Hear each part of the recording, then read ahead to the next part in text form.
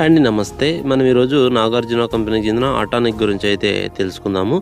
దీన్ని ఏ పంటలో వాడాలి, ఎంత మోతాదులో వాడాలి, దీనికోసం దీన్ని వాడుకోవాలనేది పూర్తి సమాచారం ఈ వీడియోలో అయితే తెలియజేస్తాను.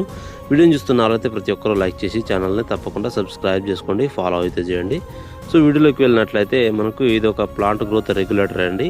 సో ఇది ఆటానిక్ అనేది. సో దీన్ని వచ్చి మనము పత్తి, మిరప, వివిధ అన్ని రకాల కూరగాయ పంటల్లో అయితే వాడుకోవచ్చు.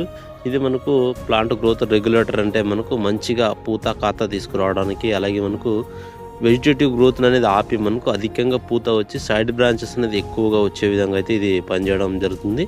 దీన్ని వచ్చి ఒక ఎకరానికి 250 ml వాడుకోండి, మంచి రిజల్ట్ అయితే ఉంటుంది.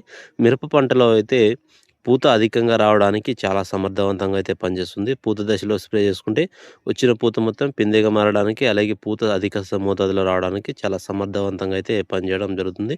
దీన్ని ఒక 250 ml వాడుకోండి.